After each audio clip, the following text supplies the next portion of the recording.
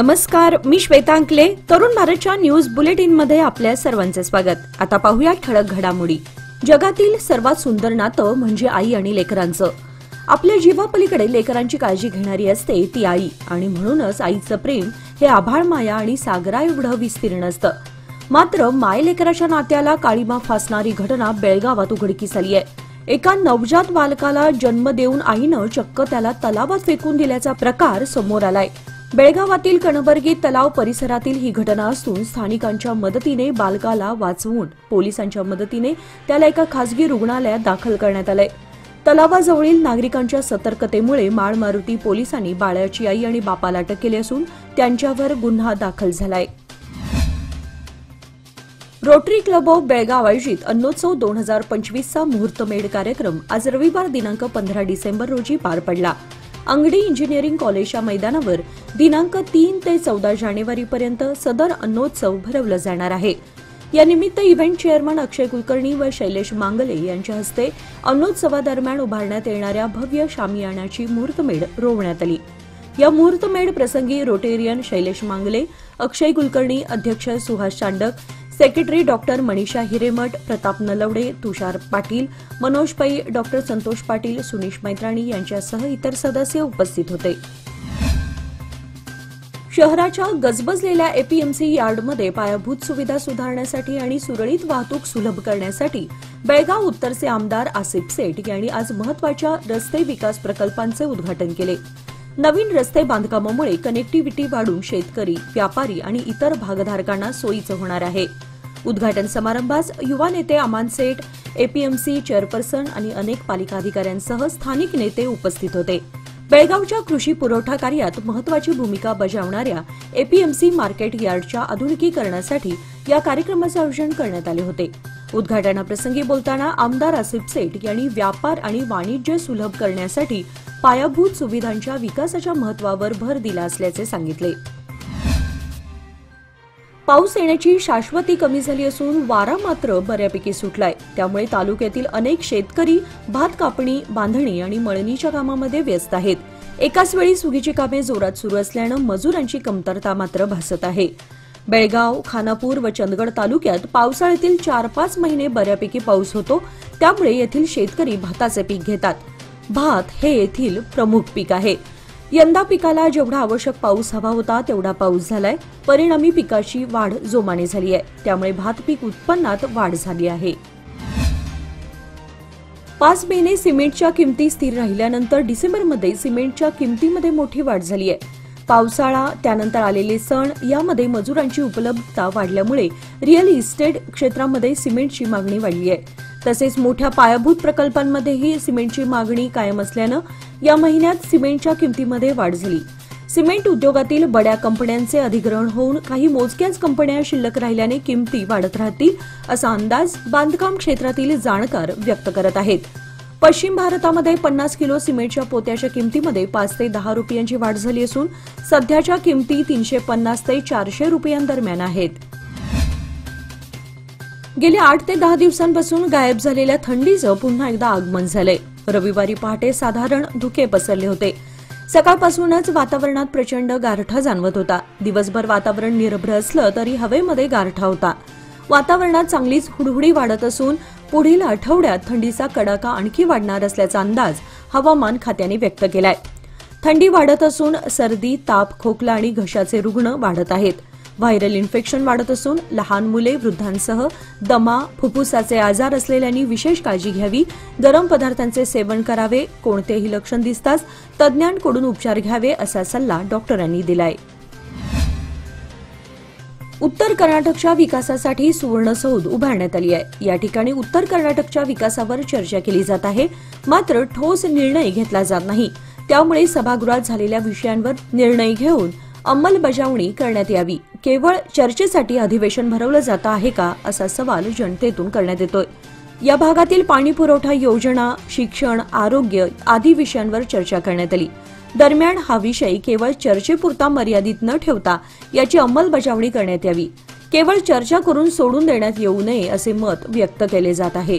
सादर आहे लोकमान्य दुर्गा शक्ती योजना, जी देते तुमच्या गुंतवणुकीवर 10.25% परतावा, तेही फक्त 18 महिन्यांमध्ये. सोबत 1 लाखापर्यंत व्यक्तिगत अपघाती विमा विनामूल्य उपलब्ध. अधिक माहितीसाठी आजच कॉल करा 1800-212-4050. फक्त सभासदांकरिता. अटी लागू. लोकमान्य, जिथं पैसा वाढतो आणि नातं वृद्धिंगत होतं. मागील काही दिवसांपासून हनुमान व्रत सुरू केलेल्या राज्याच्या विविध भागातील मालाधारक हनुमान भक्तांनी गंगावती तालुक्यातील अंजनाद्री जिल्हा कोप्पळ पर्वतावर दाखल होऊन हनुमान मालेचे विसर्जन केले. ढगाळ हवामानाबरोबरच कडाक्याच्या थंडीमध्ये 575 पायऱ्या चढत हनुमान भक्त अंजनाद्री पर्वतावर पोहोचले.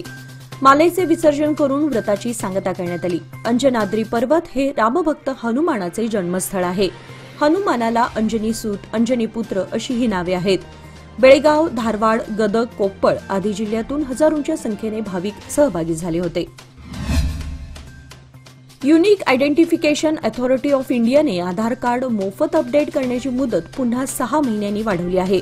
आता तुम्ही तुमचे आधार 14 जून 2025 पर्यंत मोफत अपडेट करू शकाल आणि त्यासाठी तुम्हाला कोणतेही शुल्क भरावे लागणार नाही. यानंतर आधार अपडेट करण्यासाठी शुल्क भरावे लागेल. यापूर्वी ही अंतिम मुदत 14 डिसेंबर 2024 होती. लाखो आधार क्रमांक धारकांना लाभ देण्यासाठी मोफत ऑनलाईन दस्तऐवज अपलोड करण्याची सेवा 14 जून 2025 पर्यंत वाढवण्यात आली आहे. वन नेशन वन इलेक्शन विधेयक सोमवारी म्हणजे 16 डिसेंबर रोजी लोकसभेत मांडले जाणार नाही. यासंबंधीची दोन्ही विधेयके लोकसभेच्या सुधारित यादीतून हटवण्यात आली आहेत. यापूर्वी 13 डिसेंबरला हे विधेयक सोमवारी लोकसभेत मांडण्यात येणार असल्याचे सांगण्यात आले होते. सूत्रांनी दिलेल्या माहितीनुसार आता आर्थिक कामकाज पूर्ण झाल्यानंतर हे विधेयक सभागृहात मांडले जाणार आहे. तथापि लोकसभा अध्यक्षांच्या परवानगीनंतर सरकार हे विधेयक शेवटच्या क्षणी पुरवणी यादीद्वारे सभागृहात मांडू शकते. 12 डिसेंबर रोजी मंत्रिमंडळाने या विधेयकाला मंजुरी दिली होती. राज्यसभेत आता 16 आणि 17 डिसेंबरला संविधानावर चर्चा होणार आहे. संसदेचे हिवाळी अधिवेशन 25 नोव्हेंबरपासून सुरू झालं असून ते 20 डिसेंबरला संपणार आहे.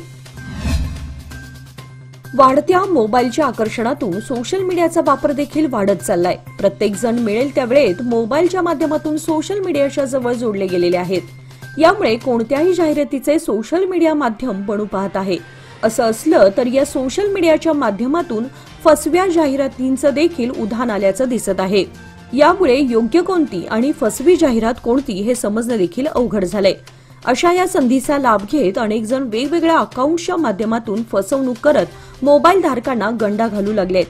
सोशल मीडियाच्या माध्यमातून वाढलेली ही फसवणूक पाहता सर्वांनीच सावधान असणं गरजेचं आहे. शेतकरी हा देशाचा मुख्य कणा असून तो रात्रंदिवस राबतो, पण त्याने पिकवलेल्या मालाला योग्य भाव मिळत नाही. त्यामुळे शेतकऱ्यांचा आर्थिक विकास होण्याऐवजी तो आर्थिक संकटातच आहे. पण त्यांच्या या संकटाकडे कोणीच लक्ष देत नाही. याचंच खरं दुःख असल्याने शेतकऱ्यांच्या हितासाठीच आमचा जनजागृतीचा लढा सुरू असून यासाठी तुम्हा सर्व शेतकऱ्यांची, विशेष करून युवा शेतकऱ्यांची साथ हवी असे उद्गार कर्नाटक राज्य रयत संघटनेचे कार्याध्यक्ष राजू पवार यांनी भोज येथे बोलताना काढले. यावेळी एकनाथ सादळकर, सुदर्शन मुराबट्टे, धन्यकुमार चौगुले, भरत गेविसे यांच्यासह भोज, भोजवाडी, बेडकिहाळ, गळतगा, सिद्धनाळ येथील शेतकरी उपस्थित होते. गेल्या 10 वर्षांपासून चिकोडी तालुक्यातील संथगतीने सुरू असलेल्या कल्लोळ, येडूर व चंदूर टाकळी या पुलांच्या निर्मितीचं काम त्वरित गतीने करून वाहतुकीस पूल खुले करावेत अशी सूचना KRDCLचे अध्यक्ष व मागणी विधानसभा मतदारसंघाचे आमदार H.C. बालकृष्ण यांनी संबंधित खात्याच्या अधिकारी आणि ठेकेदारांना दिल्या. यावेळी विधान परिषद सदस्य व राज्य सरकारचे दिल्ली प्रतिनिधी प्रकाश हुक्केरी यांच्यासह अनिल पाटील, शरद पाटील, सिद्धू मगदूम, महेश कागवाडे आदी उपस्थित होते. उच्च न्यायालयाने दिलेल्या आदेशानुसार राज्य सरकारने तात्काळ सदाशिव आयोग लागू करून मादिक समाजासह अन्य उपजातींना याचा फायदा होईल. मात्र राज्य सरकार चालढकल करून पुढे नेत असल्याच्या निषेधात राज्य सरकारला समाजाच्या वतीने 16 रोजी सुवर्ण सौधवर जात निवेदन देण्यात येणार असल्याची माहिती मादिक समाजाचे जिल्हा सहसंचालक बसवराज संधी यांनी पत्रकार परिषदेत दिली. यावेळी मंजू बिजणगी, परशुराम दवणे, कुमार हलकल यांच्यासह मान्यवर उपस्थित होते. याचबरोबर आजचे बातमीपत्र इथे संपले. अधिक माहिती आणि ताज्या घडामोडींसाठी पाहत रहा तरुण भारत न्यूज चॅनल. तसेच आमच्या चॅनलला लाईक, शेअर आणि सबस्क्राईब करायला विसरू नका आणि विश्वासार्ह बातम्यांसाठी दररोज वाचा दैनिक तरुण भारत. धन्यवाद.